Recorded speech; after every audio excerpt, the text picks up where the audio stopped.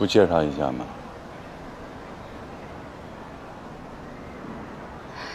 这是蓝天宇，他是秦风。没有介绍人物关系，这是典型的偷鸡摸狗式的心虚。补充介绍，我是她丈夫。你是她什么人啊？朋友。为她要离婚。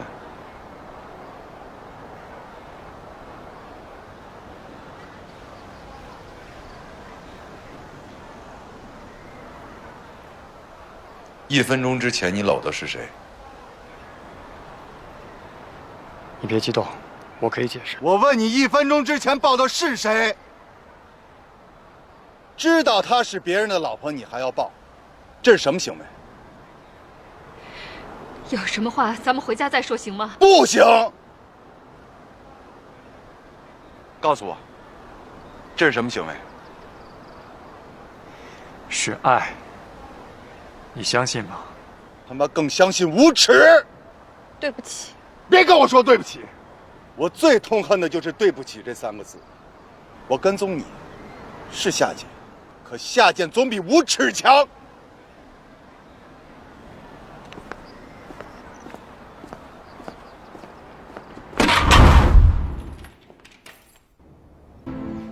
这个干了多长时间？别的颜色的。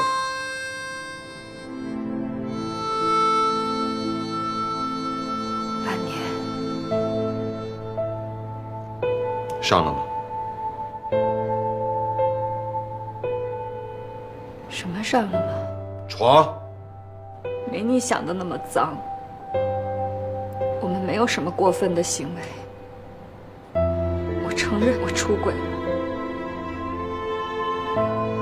但只是一个精神上的出轨。你当然得承认，因为你被我抓了个现行。已经38岁了，不再年轻。我恐惧，我不希望让你陪我去看个电影，我要忍受你的嘟嘟囔囔，不想让你陪我逛个商场，还得忍受你的冷言冷语。我害怕就这样，就让这种日子一直过到我头发都白了，等到我抱孙子。我怎么听上去不是你的问题，是我的问题？你在声讨我？你每天一回到家，不是在你的书房，就是在卫生间，明明2个人的家，可我感觉永远都是我一个人。我害怕就这么过完下半辈子，我想有滋有味儿、有血有肉的活着。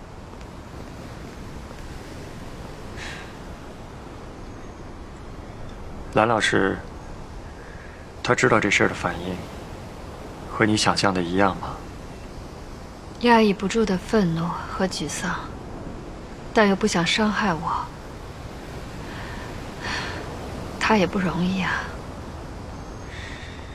我们俩的感情是干净的，没有阴谋，没有突破伦理底线。这一点，他相信吗？可我们的事儿，毕竟让他抓了现行，这对于一个有尊严的男人来说，是最大的冒犯。起码，我问心无愧。可我心中有愧。有人说，旅游可以把你变成另外一个人。我觉得这个说法有道理，十分有道理。因为在旅游的时候，你可以暂时不是一个大学老师，一个父亲，一个丈夫，你只是一个傻头傻脑、斤斤计较的游客。在那个时候，你可以瞬间的把自己变成另外一个人，一个人变成2个人，你会感觉到这个世界上有2个我。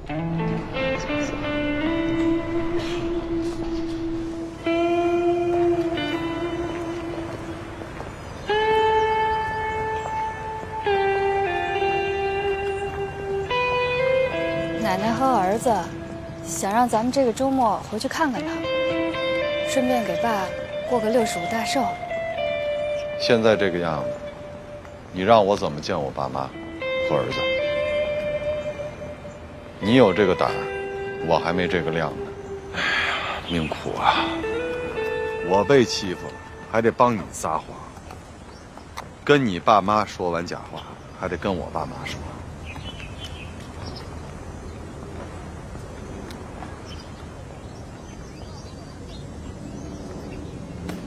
那妈，周末回不去啊？长假刚结束，事儿太多了。这样吧，您跟上官慧说，我和她在一起呢。等一下。喂，妈，那我们就不回去了啊。我给爸在唯品会买了礼物。对了，上学期小程这个语文成绩还是不行，您得盯紧点啊。好，那再见啊，妈。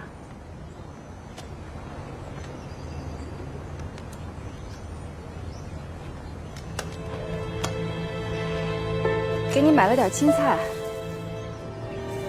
其实家里面炒菜油不多了，明天我买了给你送过去。不用，最近不怎么在家生活。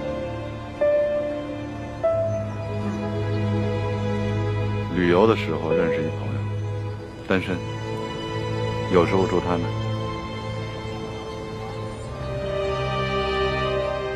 你不想知道我这个朋友是男的还是女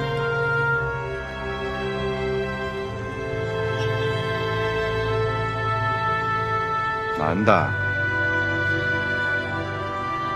怎么你不信啊？不信他是男的？不是，你用不着告诉我。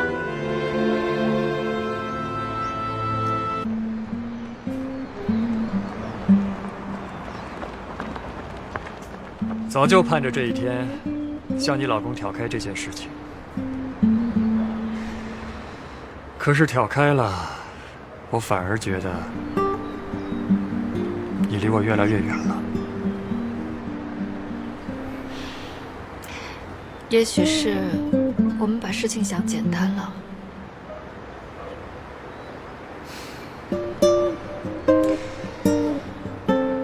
我会坚持的。我也会。说得好没底气啊！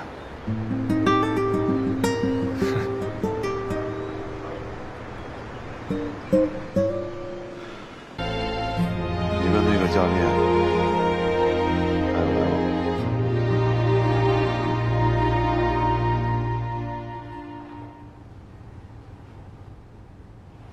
你如果心里觉得这么别扭，那咱们就痛痛快快的把婚离了吧。动不动就拿离婚来威胁我，就好像我拽着你不想离婚似的，就好像我多爱你似的，离就离呗。我也不是想逼你立刻做决定，我愿意给你时间，等你想清楚。这事儿能这么快就想得清楚吗？上官慧，我告诉你，上官慧，要不是因为爸妈，要不是因为儿子，我早跟你离这个婚了。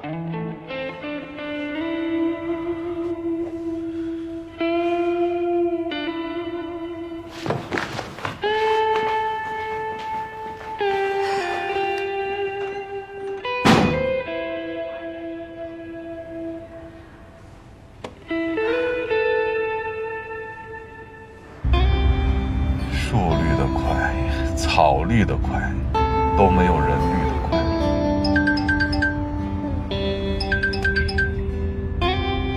怪了花，老白，我已经到你们家门口了。哦，好，我们2分钟就到。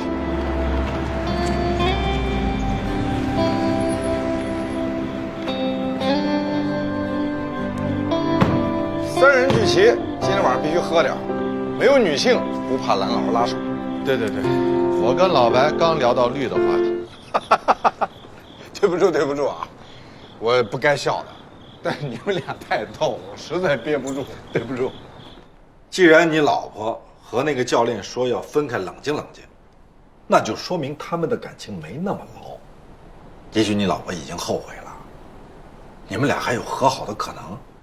反正你那个颠覆和反过来活的行动也老出现反复犹豫，离婚你又没那个胆量，所以和你老婆接着过，不失为是一种方案。只要你能原谅你老婆，只要你能真的不在乎你老婆这种精神出轨的行为，可我还是在乎。让我假装什么事情都没有发生，让我假装在心里头原谅我老婆，这绝不可能。绷一段时间再说吧。小王，真舒服。哎，天宇啊，哎，那我要是不生病，你是不是也可以帮我这么洗啊？可以啊，没问题。但是爸，我有一条件，说，白酒不许再喝，只能喝啤酒，而且最多2瓶，行吗？行，说话算话啊。算话。天宇，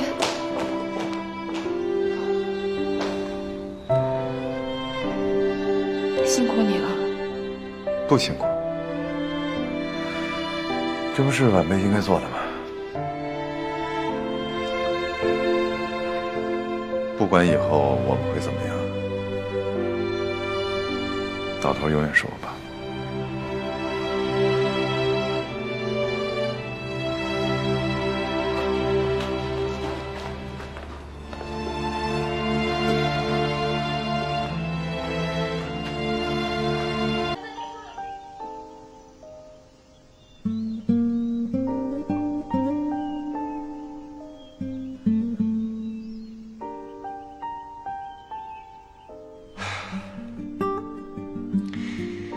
你说，我们分开一段时间，都冷静地考虑考虑。考虑的这段时间，作为一个第三者的痛苦和煎熬，并没有减轻。在蓝天宇面前，我的愧疚一直存在；在儿子面前，我还得演戏，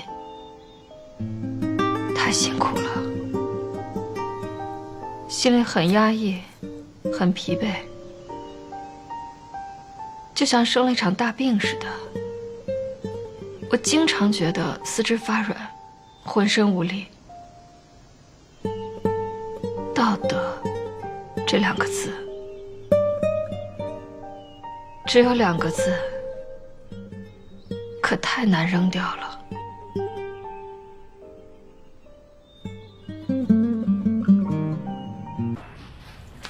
蓝天宇，你帮我拿一下我新买那个洗发水，就在走廊那个茶几下面塑料袋里。谢谢。哎，还有磨砂膏，在那个茶几的上面。把我都欺负成这样了，我还得伺候。你说什么？我没听见。没什么，不用听见，发个牢骚啊。哎，又有什么事儿啊？你能帮我搓个背吗？上官慧，你可真够坚强的。之前红口白牙的跟我说对婚姻没有感觉了，现在你倒好，还在这儿跟我假扮甜蜜夫妻啊？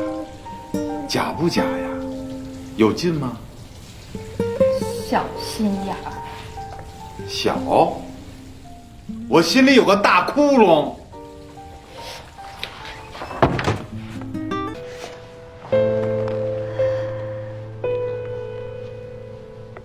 我想跟你聊聊。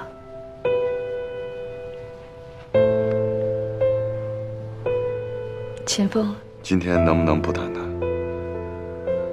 我刚把自己的心情捋顺了。我想谈。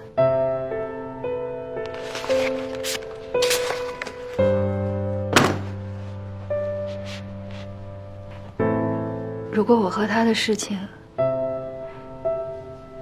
已经过去了，你还能原谅我吗？什么意思？后悔了？就当你放假出去旅了一个游，然后回到家，让我当做什么事情都没有发生一样，想跟我接着过？上官慧，是你在做梦还是我在做梦啊？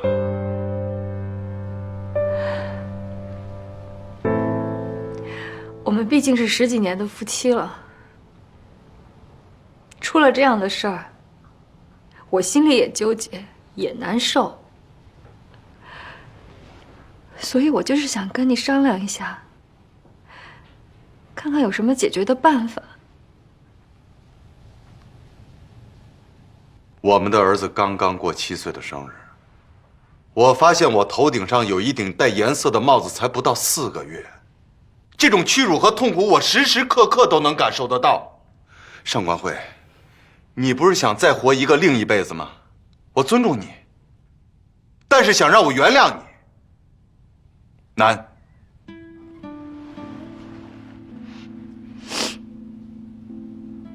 那你又不同意跟我离婚，又不肯原谅我，你就想这样折磨我，对吗？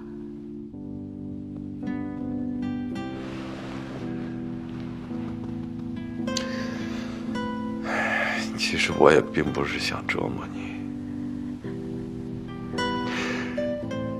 只是我的心眼儿没我想象的那么大。你觉得你的郁闷、委屈多于我，所以你就要持续这种折磨，你心里才能平衡。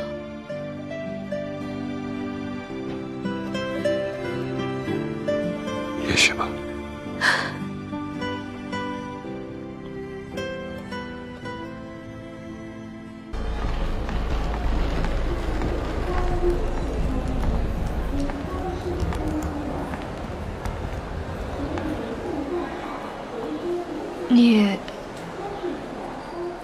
你电话也不接，微信也不回，我只能到这儿来找你。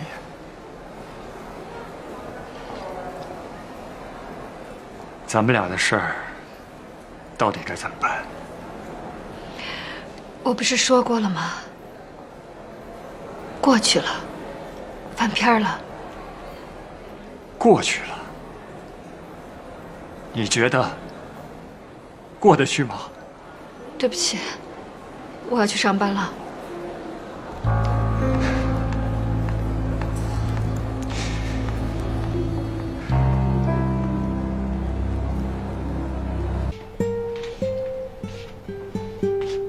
还没睡呢，打扰了啊。我拿点换洗的衣服。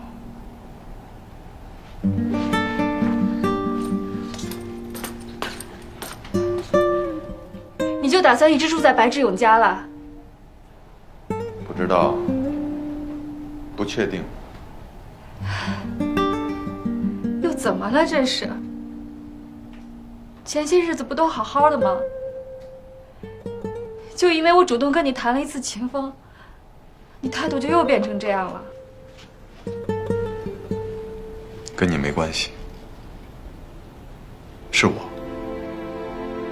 我憋不住了，是我的脑子里一直想着这个人名，想着这个人，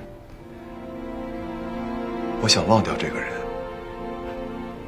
可我忘不掉，尤其是见到你的时候。所以，你就尽量少见我，对吗？对，赶紧睡吧。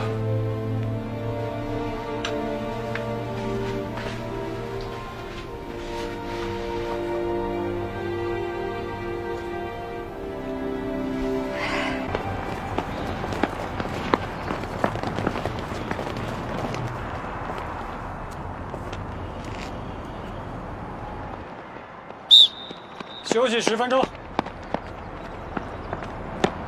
白叔叔好。你好啊，小霞光。我知道最近爸爸老不在家，是跟你们在一块玩。下次能不能也带上我？我也想去玩。可以呀，没问题。跟我们一起玩可开心了。嗯。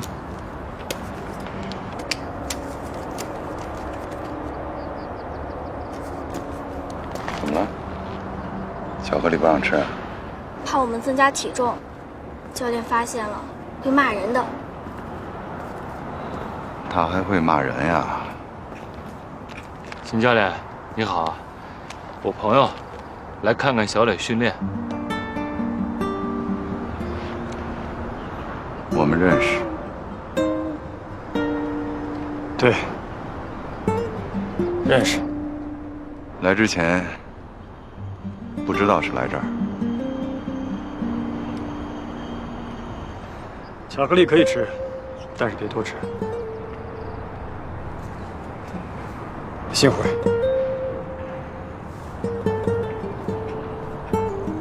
幸会。乒乓球练得怎么样了？现在我每天都练，妈妈，都快累死我了，玩的时间都没有了，都郁闷死我了。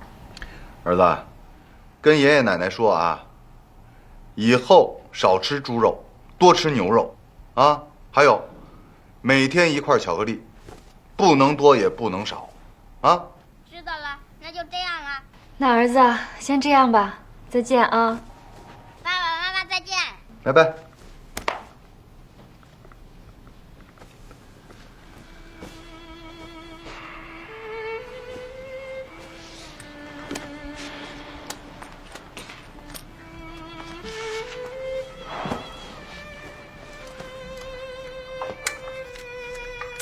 我跟老黄去看他的女儿了，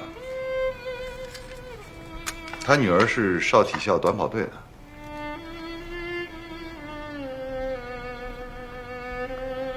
知道教练是谁吗？秦风。我知道，他给我打电话了，说了这事儿。看来他还挺心疼你的。哎，你不是说你们已经不来往了吗？是他主动给我打的电话。老兰，我还是想跟你说啊，这事儿已经过去了。你过去了，我过不去。我知道，你见了秦风心情不好，那咱们以后再谈，好吗？以后我也不想谈，跟你没什么可谈的。又怎么了？这是撒什么癔症呢？明明是你主动跟我提的秦风，你又生气。我连生气的权利都没有了吗？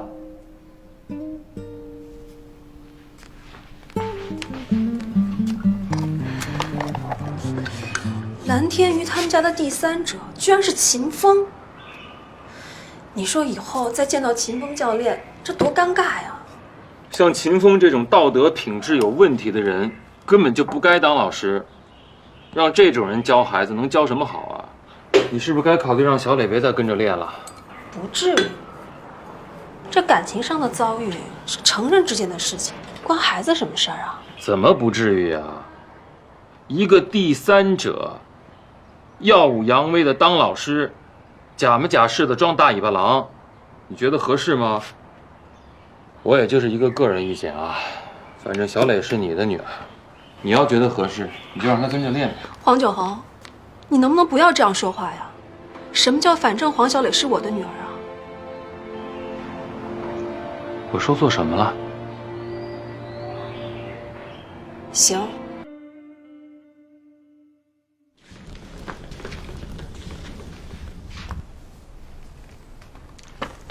你今天不是飞海口吗？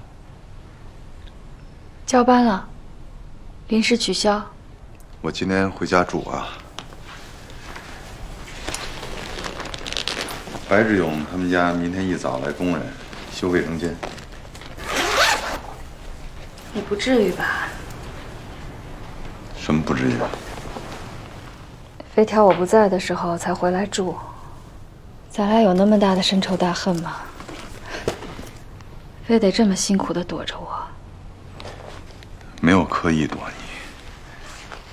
不过说心里话，我现在见你，确实别扭、尴尬，所以还是少见的好。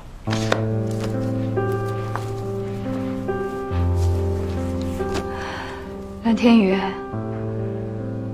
你就打算这么在白志勇家一直住下去啊？住呗，能住多久住多久，住着看呗。你就这么烦我、恨我，连见都不想见我？没有恨，我不恨你，可我确实不想见到你。见到你，压抑、沉重，心里堵得我有点变态。这个人，这件事，应该已经成为过去了。聪明的人把扔掉过去当成一种前进，背诵这些格言警句是没有用的。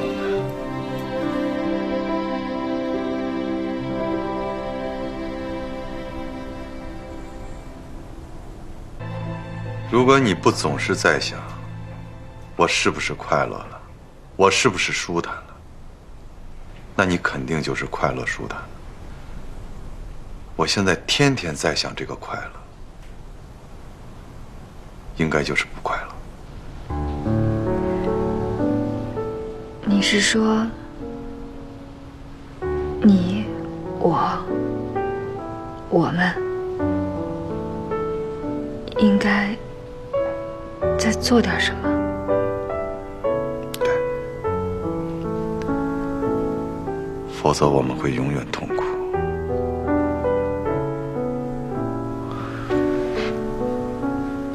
你不觉得我们应该做点什么吗？我在努力的理解你说的那个做点什么，和我说的这个做点什么，是不是一回事？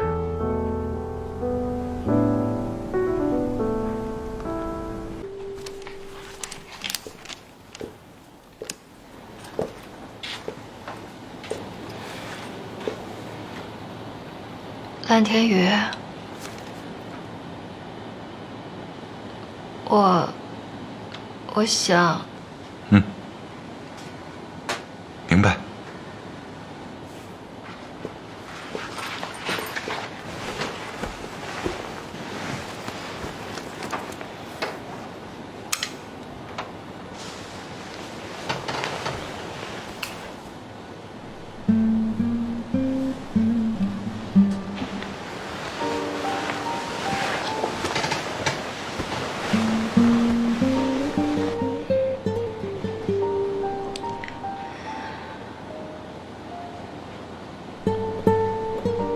死了。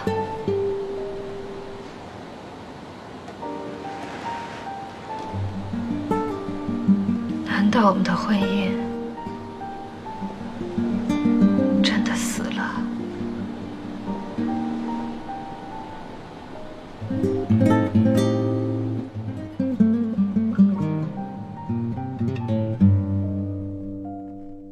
所以呀，别想了。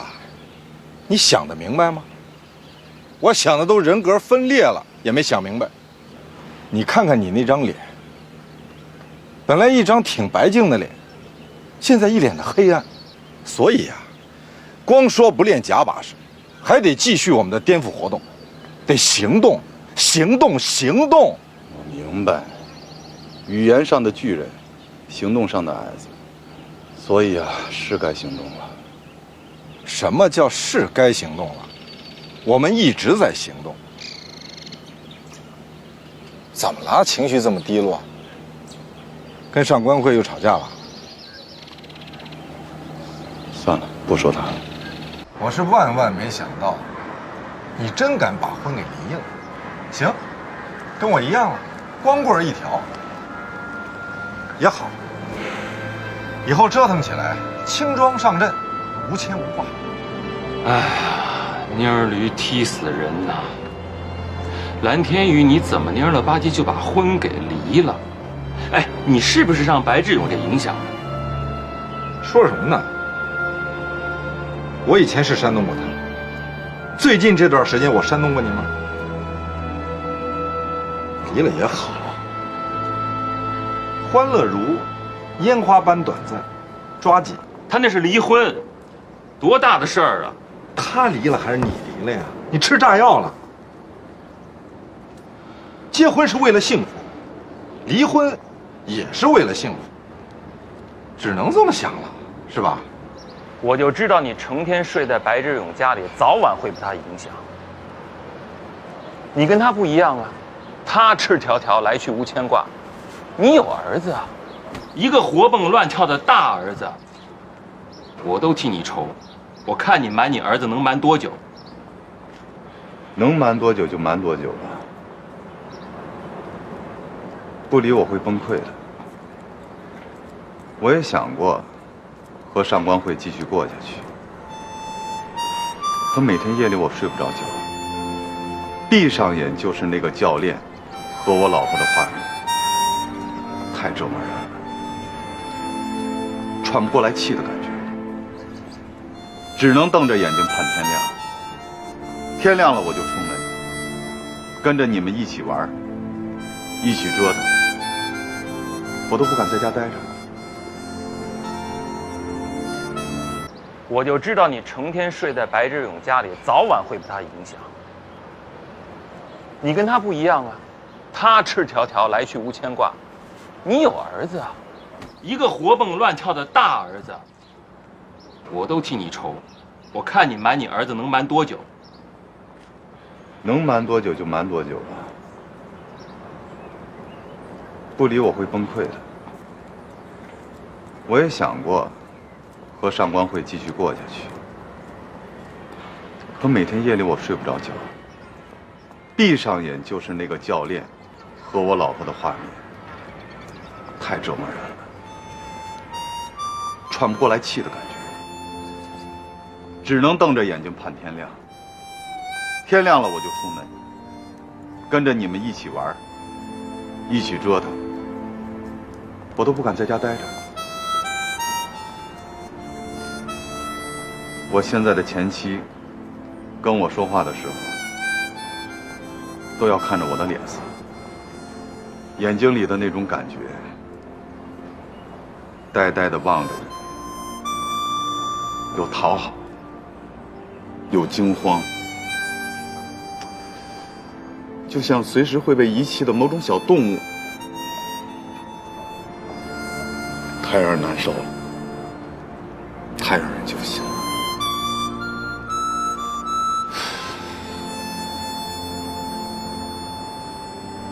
你是怕时间久了，上官慧会崩溃？对啊，就算是为他而离吧。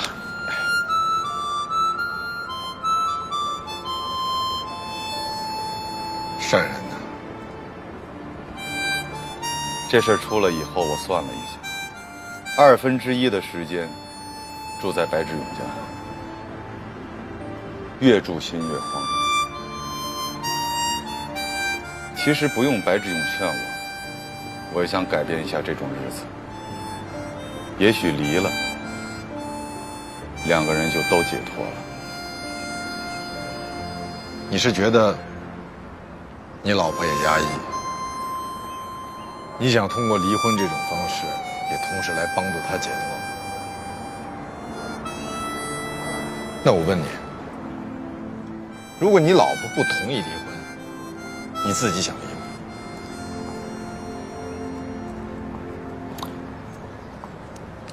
说实话，我没有想明白。你这婚还是离得有点匆忙。二位，我是不得不离了。再不离，我和上官慧都得精神分裂。这个蓝天宇蔫儿了吧唧就把婚给离了，他这婚离的比我想象的要轻松简单。这是说着蓝天宇想着你自己吧？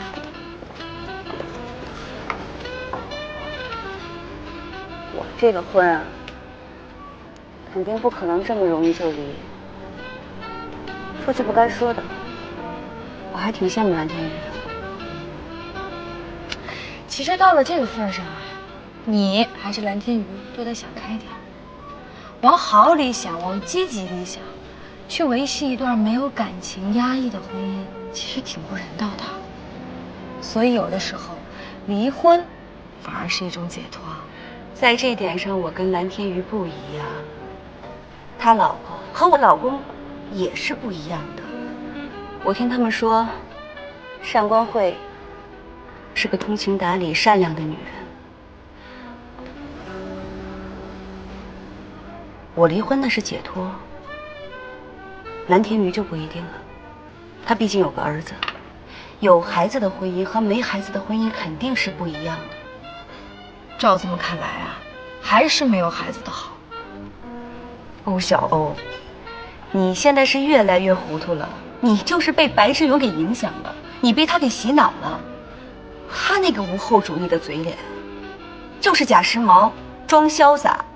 你真给他个孩子试试，他肯定是欢天喜地、兴致勃勃的，整天抱着不肯撒手。离婚的事儿，跟我那几个朋友说了。他们什么反应啊？有的赞成，有的反对。白志勇赞成，黄九恒反对，对吧？对，跟我想的一样。跟我想的也一样。蓝天宇，嗯，我要是不同意离婚，你会怎么样？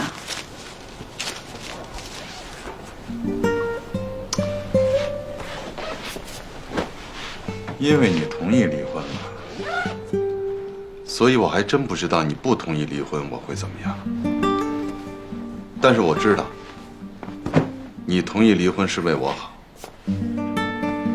因为离了婚，彼此就没有资格要求对方了，也就没有委屈，没有别扭了。两个人分开了，不再彼此捆绑了，说不定相处的还能更轻松了。我们俩也会有个新的开始，你知道吗？在离婚人群里，有20%的人都是隐离的。咱俩这样也不算新鲜。行吧，分房而睡，隐秘分居，新的开始，挺好。听到蓝天宇离婚的事，我怎么好像挺伤感的？兔死狐悲，这太像你这文艺女中年的反应了。离婚对于夫妻而言，就像是打了一场败仗，完败。白志勇，我不知道你在蓝天宇和上官慧离婚这件事上起了多大作用，但是你肯定用你那个混蛋逻辑影响到人家。你不觉得你这样很缺德吗？我只是劝他忘掉过去那些不愉快的东西。你不觉得你那个忘掉的说法很扯淡吗？能忘得掉吗？你不觉得你那个舒坦的理论也是幻想，也是妄想吗？我也跟你一样，在单位跟家里人都没敢说。你说这叫什么事儿啊？离了婚还怕别人知道，跟地下工作者似的，欺上瞒下，偷偷摸摸的。那不是为了孩子吗？他才7岁，怎么能让他面对这么残酷的事儿？我现在倒是担心那几个老人，时间一长，他们肯定得有所察觉。瞒吧，先瞒着再说吧。这种折磨就应该让我们自己来承受，别人没有承受这种折磨的义务。行了，赶紧睡觉吧，明天你不是还要飞3亚吗？安眠药和水放在床头柜上啊，还有你每天喝的那个长青茶，我也给你放在箱子里了。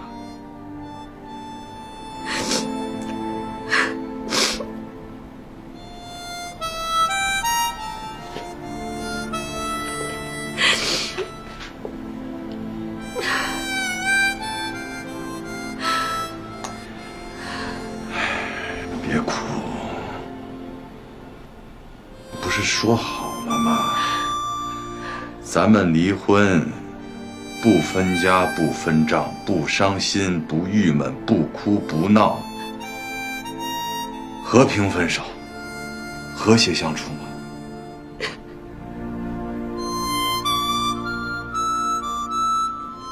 那怎么办呢？我只能说，可能是刚离婚吧，这些痛苦暂时还化不开，等时间长了，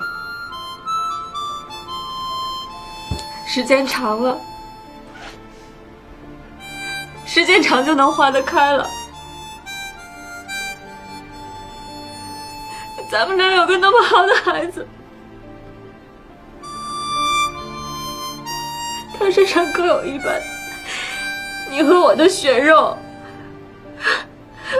骨肉相连啊，蓝天宇，这也能解得开，化得开啊。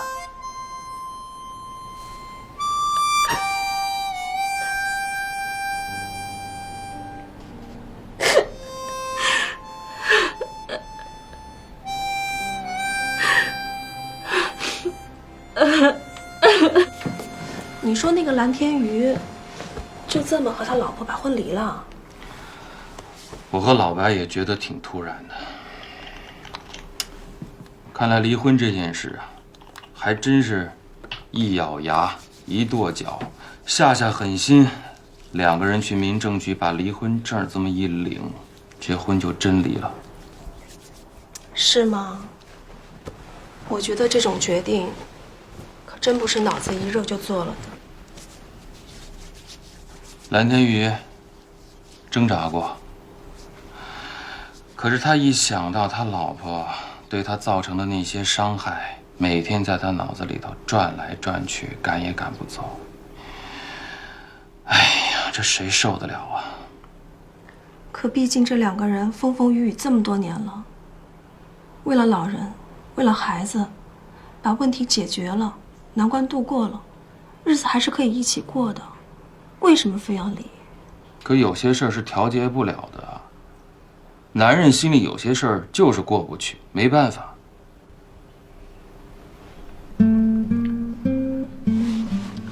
困了，睡吧。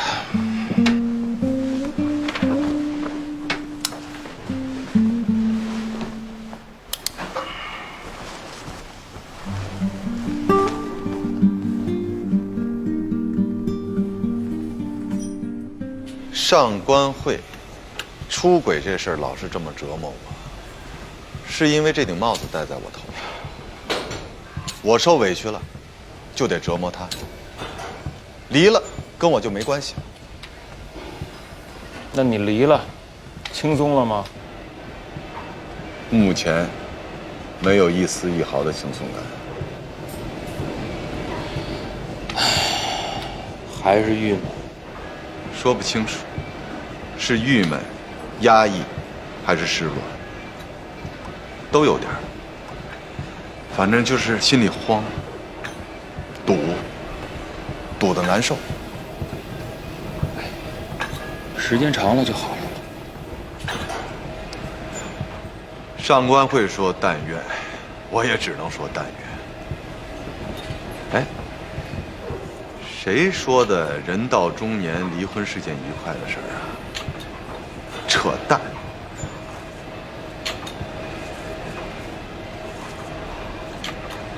有话说吧。老兰，你离了，你说我能不离就别离，伤人。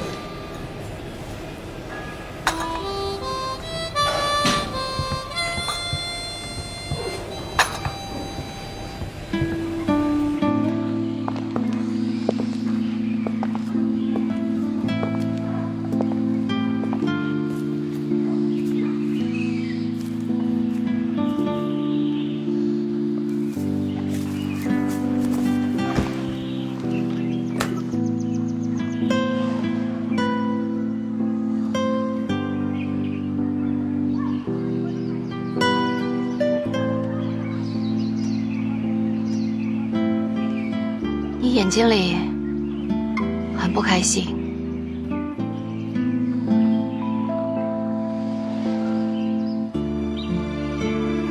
我离婚了，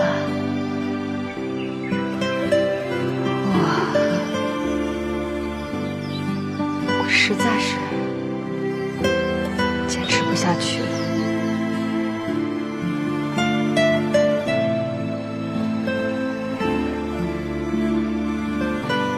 离婚，我并不吃惊。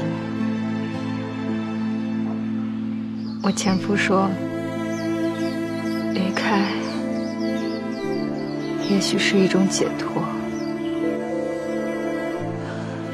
我家那位先生也这么说过。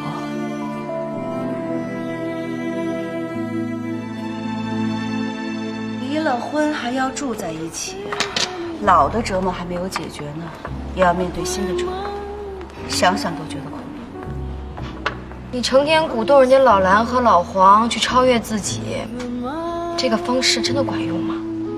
哪有那么容易？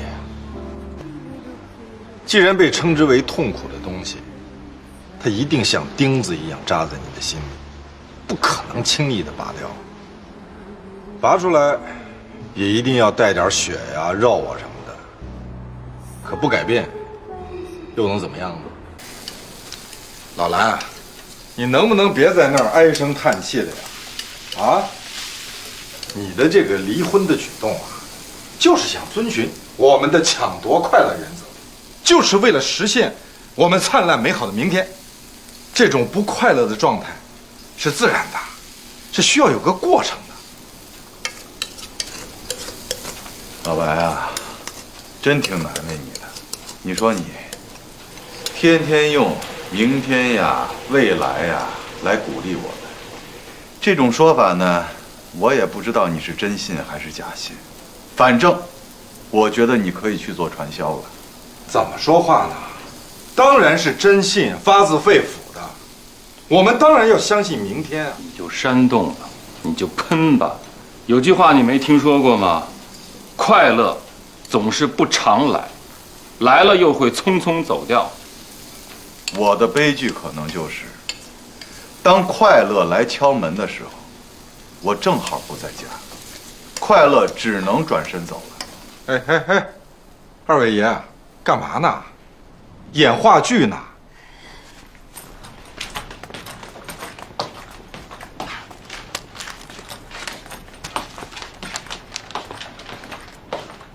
你一天飞了个往返，不累吗？跟只猫似的，你溜达来溜达去的，你还不赶紧睡觉啊？我没事儿啊，不累。怎么了？睡不着啊？是，烦。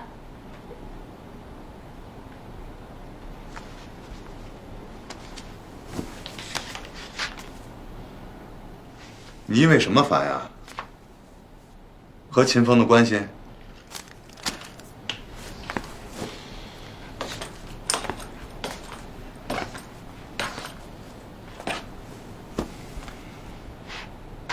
和他还好吗？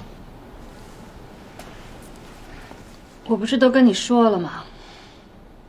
坚持不下去了，分手了。你想说什么？现在我们已经离婚了，你有资格、有权利了，你应该自由的、无所顾忌的选择你的新感情。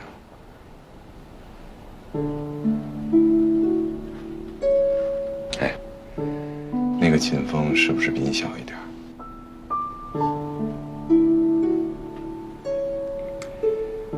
姐弟恋确实挺艰难的，这我能理解。这种事儿啊，你就应该排除万难，咬牙挺住。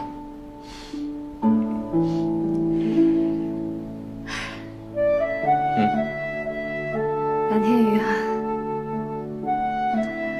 我曾经特别坚决的想去选择新的感情，让自己的生活不再那么平淡，不再那么压抑。可是真当我拥有了选择的权利的时候，我就突然发现，在这个选择前面突然出现了好几条岔路。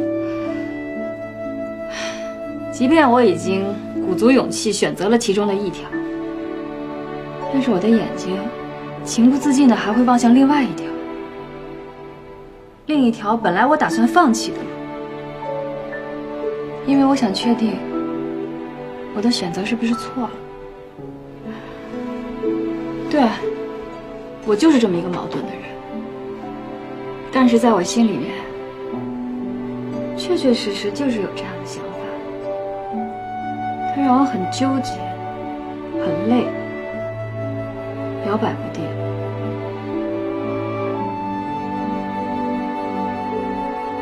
所以很烦，烦得睡不着觉。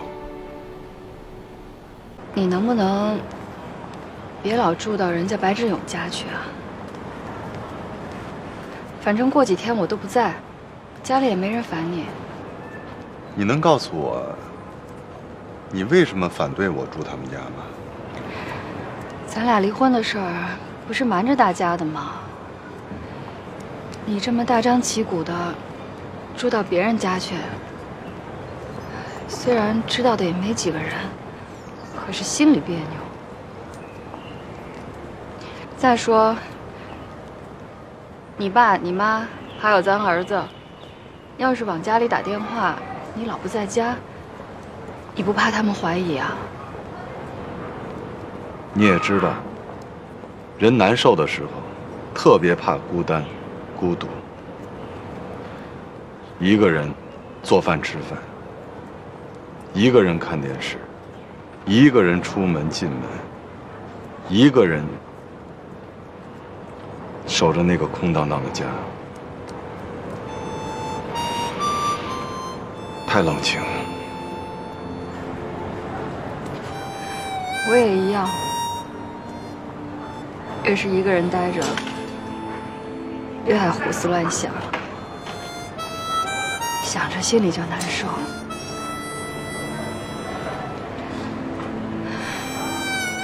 那你就去住吧。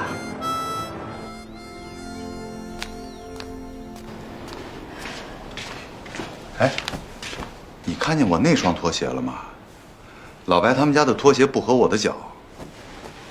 好像就在你那个床底下呢。哦，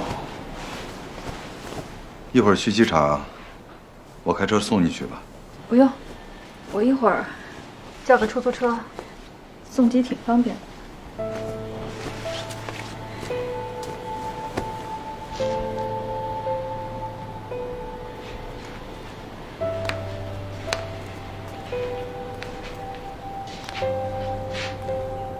怎么了？就是觉得咱俩刚离了婚，一块儿在这儿收拾行李，一块儿离开这个家，好像感觉还挺凄凉的，心里有点难受。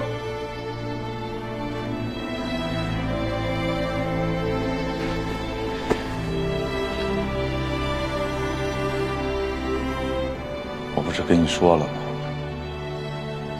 我也不是诚心想让你难受，我就是想出去住一段时间，散散心。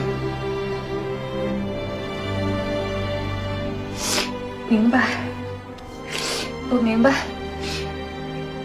你最近学校课又不多，你就好好玩，好好休息休息，也别想咱俩的事儿。反正儿子是咱们的，这个变不了。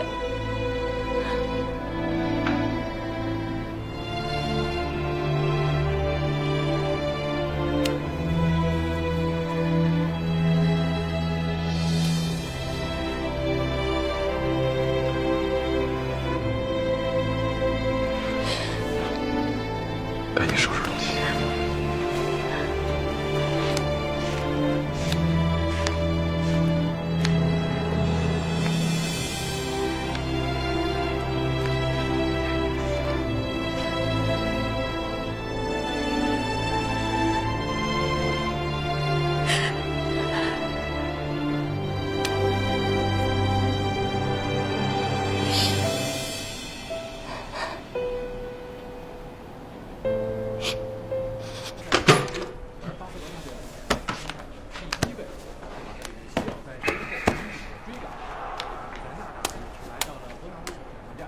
把客厅空调打开。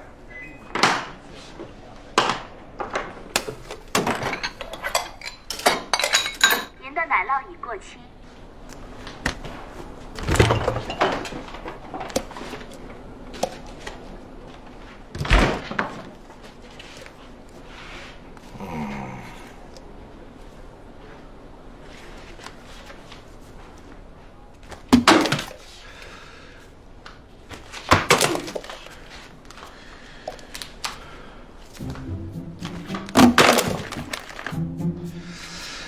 哎呀，是还得再练练，离字母哥还有点距离。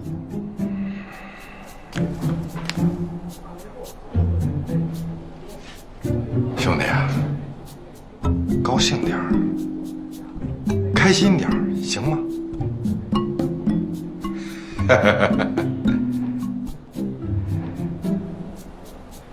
太难看了，生挤出来的笑，便秘的脸。傻子，说你呢？开心点行不行啊？愁眉苦脸给谁看啊？愁眉苦脸有什么用？能不能开心点？说你呢，能不能开心点儿？还是一张冤脸，看着就别扭，来气。谁呀？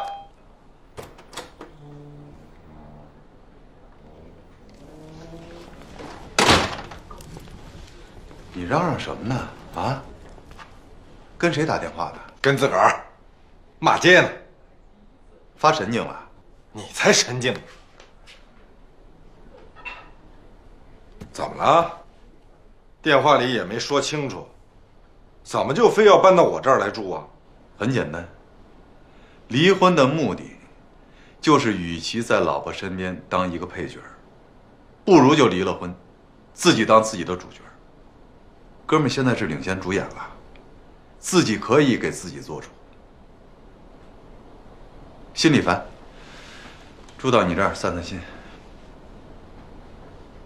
那你到我这儿来住，你前妻什么态度啊？